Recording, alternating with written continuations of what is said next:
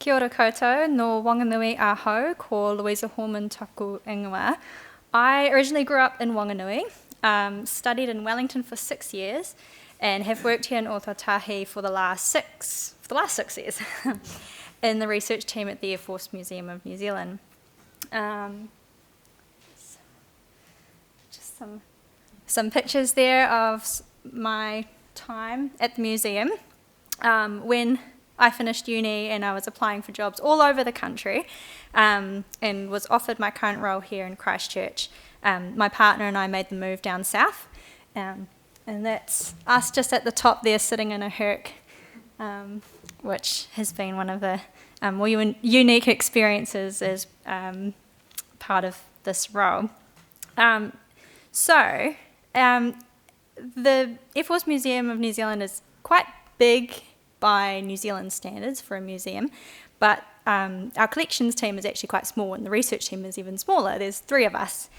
And so as a museum professional working in that environment, you've really got to be ready to assist with a wide variety of tasks as needed, and that's actually one of the things I really love about my job, is that it has a lot of variety to it and I'm always learning something new.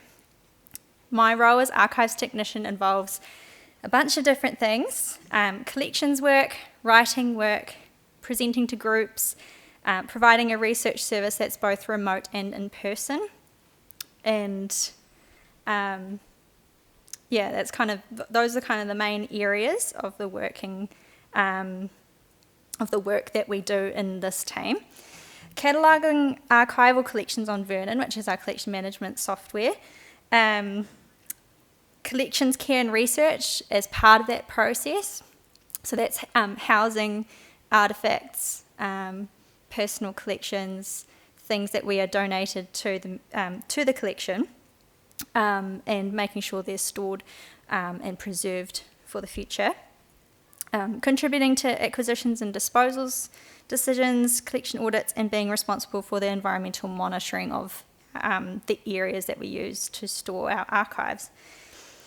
Research and writing for the museum blog, social media, for exhibitions sometimes, supporting the delivery of public programs, including our annual war, art and propaganda program to Christchurch girls. Maybe some of you have been part of that program.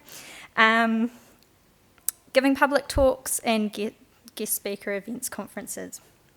And engaging with the public and military aviation research community by responding to research inquiries, supervising and assisting volunteers and researchers using the archive. Underpinning all of that is really historical research skills, and those are what I learned when I went to university. And it feeds into almost everything I do at the museum.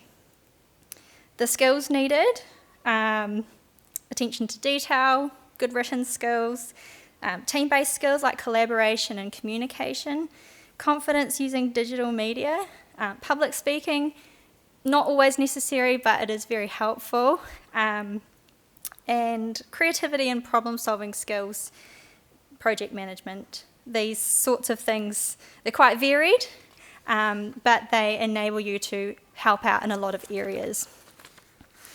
So the theme this year is looking at kind of working in the digital space. So I thought I'd talk about a digital project I've worked on. So in 2018, I led the team behind Wāhine Toa, Women in Defence, which is an online exhibition created to mark the 125th anniversary of Suffrage in Aotearoa. This was a collaborative project by the 3 New Zealand service museums, exploring the journeys of women serving in the New Zealand Defence Force since gender integration in 1977. So it was quite a look at quite a recent history for the Defence Force. So we worked with the National Army Museum at Waiouru and Torpedo Bay Navy Museum in Auckland.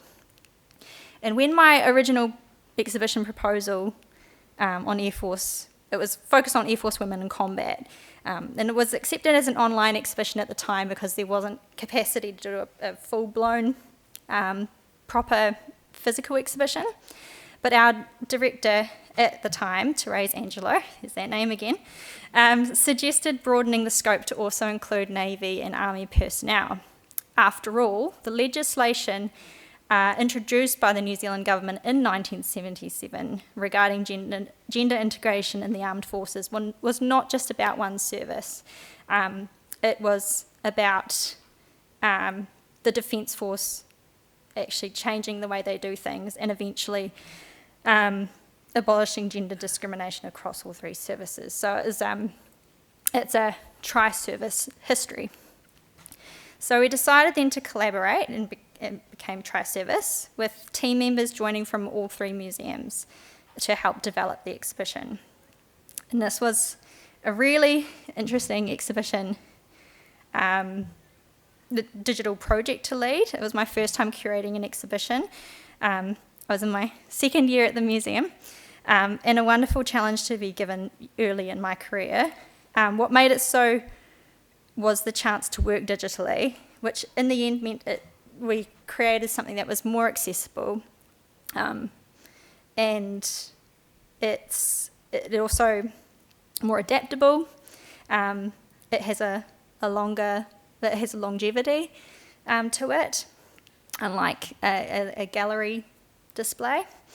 But it also, working digitally is what enabled us to actually work with the other museums. Like, if we didn't have that ability, it would have been not as an interesting story, really, that we were able to tell. And finding digital solutions to our problems, we ended up pooling our skills and resources to work very closely to produce the exhibition. So the team interviewed women currently serving and retired, and these interviews were captured on video and audio, uploaded to Vimeo, and embedded onto our exhibition webpage. And Michelle's team was actually very much involved in this, given that they ran our website where this lives. So that's some of the Navy exhibition interviews, Army interviews, Air Force interviews. So the interviews are the main focus of the exhibition, but we also added some slideshow and timeline components to help contextualise what our interviewees were talking about. And it was a chance to show parts of the collection. So the recruiting, what you can see there, you can click through the images and see examples of recruiting materials from the three services from World War II through to modern day. And then the timeline, which you can scroll through, it's got like government policies, so at a kind of national level, but then also Defence Force policy changes and also changes that happened in regards to the different trades in the three services, because even though the services, the gender integration happened in 1977, there were still a lot of trades that were banned for women or not accessible based on gender. So those changes are reflected in the timeline.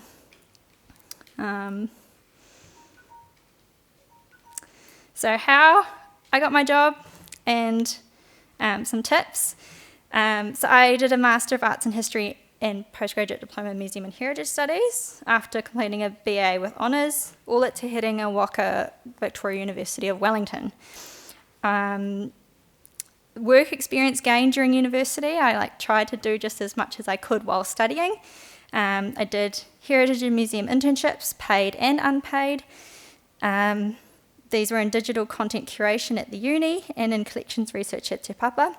Tutoring, advocacy work through the Student Union, conference organising and reception work. I volunteered at the Holocaust Centre of New Zealand and for a short time at the Whanganui Regional Museum while between contracts. So one of my tips would be to try and gain as much work and or volunteer experience as you can while you study, especially in the early years when you may have more study link support than later on during postgrad, where your precious time is either spent studying and or needing to earn money. And unfortunately, in this sector, it's sometimes hard to find opportunities that will pay you for your mahi. The reality is, a lot of museums and galleries rely on volunteers. So I'd also say apply for scholarships, put yourself out there. They can free you up time-wise a bit more for volunteering at a museum, perhaps. Summer research scholarships, a lot of universities offer these. They're really great. Try and get your work published if you can, if you're after curatorial work. Be prepared to move around the country for opportunities, because you maximise your opportunities a lot more than limiting yourself to one area. Give yourself time. Start applying while you're studying if you're looking to move straight from study into work. And get involved in the sector or before if you can. So do things like conference organising, join a professional body. There are usually student discounts for a lot of the professional bodies in this sector. So you can join as a student at a reduced rate.